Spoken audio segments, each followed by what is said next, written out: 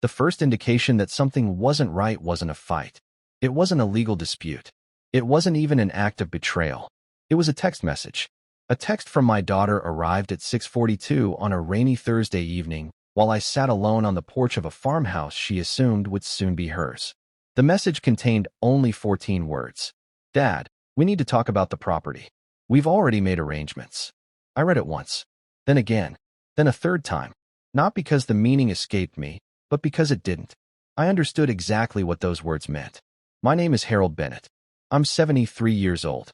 For almost 40 years, I ran a small woodworking business outside a peaceful town in northern Michigan. I crafted dining tables, cabinets, and bookcases, the sort of furniture families passed down through generations. My wife, Eleanor, often teased me by saying I trusted wood more than I trusted people. Maybe she was right.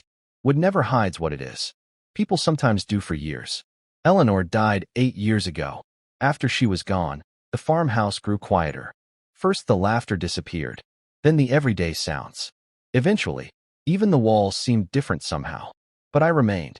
Every room held traces of her. The kitchen where she sang while preparing meals. The front porch where she spent summer evenings sipping tea. The old maple tree she planted when our children were born. You don't simply walk away from things like that. At least, I couldn't. My daughter Vanessa was around 40 by then, successful, driven, constantly pursuing the next larger opportunity. My son, Andrew, was 39, softer by nature, less confrontational, the kind of person who avoids conflict even when it's standing directly in front of him. For years, I thought they both understood what the farmhouse represented. I was mistaken. What I felt wasn't anger. Anger flares up quickly. Disappointment settles much deeper. That evening, I unlocked a safe concealed behind a bookshelf in my office. Inside was a folder nobody knew about. Not Vanessa. Not Andrew. No one. The folder held documents tied to a property nearly 70 miles away, a lakeside retreat I had quietly purchased after Eleanor passed away. It sat between pine forests and a rocky shoreline. No nearby neighbors. No advertisements. No social media posts. Just silence and memories. I never bought it as an investment. I bought it because grief needs space to breathe. Over the years, I spent many weekends there alone, fishing, reading, reflecting, remembering. I never told my children about it. Not once. The property was placed inside a trust overseen by an attorney in Traverse City. Protected. Private. Untouchable. Exactly as I intended. Meanwhile, Vanessa continued making plans around an inheritance she had never actually received. Then came what she called a family meeting. She invited Andrew and me to dinner. The moment I stepped through the door, I knew decisions had already been made. Printed documents covered the table. Charts, property valuations, market forecasts. She had prepared an entire presentation. A presentation about my life. "Dad," she began carefully, "we're worried about you managing the farm by yourself." Whenever someone opens a conversation that way, they're usually worried about something entirely different. I listened without interrupting. She discussed maintenance expenses, taxes, rising insurance costs, development possibilities, and projected profits. Profit. That word appeared more often than any other. Andrew barely said anything. He kept his eyes fixed on the table. Eventually, Vanessa pushed a stack of papers toward me. "We've already had preliminary discussions with a developer." Why? An interesting question, considering nobody had involved me. I looked down at the paperwork, then at my daughter, then back at the paperwork. "Who gave you permission?" I asked. Silence followed. Brief, but long enough. The answer was obvious. Nobody had. She had simply assumed approval would come eventually. The conversation ended poorly. Not with shouting. Something colder. Something worse. Certainty. She believed time favored her. She believed I would eventually give in. She believed I was old. And in her mind, old people become obstacles. Obstacles get moved.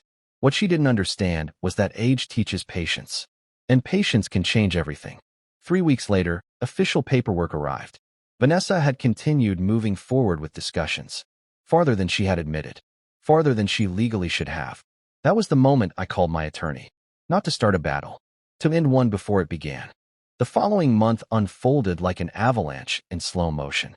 Developers became involved. Contracts were discussed. Expectations grew. Money found its way into nearly every conversation. Vanessa spoke about future renovations, travel plans, investments, and everything she intended to do. She was spending money that didn't exist. And imaginary money is often the most dangerous kind. Eventually, a formal meeting was arranged. Lawyers, documents, signatures. Everyone expected a conclusion. What they received instead was clarity. The conference room overlooked a parking lot. Nothing remarkable. Yet I remember every face. Vanessa appeared confident. Andrew looked uneasy. The developer seemed enthusiastic. My attorney remained calm. I sat quietly and waited. When the paperwork reached me, I folded my hands and spoke 4 words. I won't be signing. The room went still. Not dramatically, just enough. Like a record skipping. Vanessa blinked and let out a nervous laugh. Dad, stop joking. I'm not joking. The developer's smile vanished. My attorney opened a folder. That wasn't the ending. It was the beginning. Because inside that folder were documents revealing something nobody else in that room knew. Months earlier, I had transferred every legal interest in the farmhouse into a protected ownership structure. The property could not be sold. It could not be divided. It could not be developed. Not without my direct approval. And my approval was not available. The developer left first. Then the consultants. Then everyone else. Eventually, only 3 people remained. My daughter, my son, and me. The silence felt enormous. Vanessa looked tired now. No longer angry. Just tired. Why didn't you tell us? She finally asked. I considered the question carefully before answering honestly. Because you stopped asking. The tears came immediately. Not dramatic tears. Real ones. The kind people try and fail to hold back. I continued. You asked about property values. You asked about profits. You asked about future buyers. Not once did you ask why I stayed. Neither of them spoke. Because they knew. They knew I was right. Then I told them everything. The lake house. The hidden property. The trust. The inheritance. All of it. For the first time in years, both of my children looked genuinely stunned. The lake property had recently been appraised.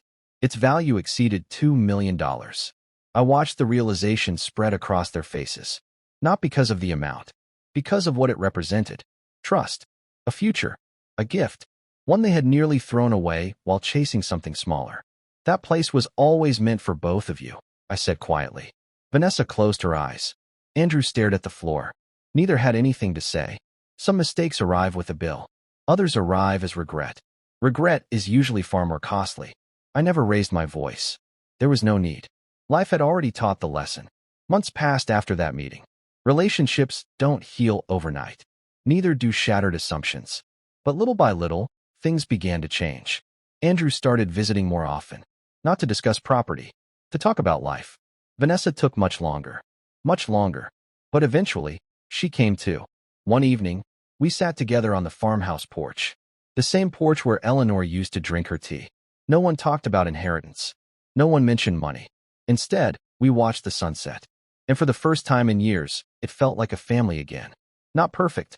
Not completely healed. Just honest. And honesty is better. These days, I still spend weekends at the lake. The water remains calm. The pine trees still sway in the breeze.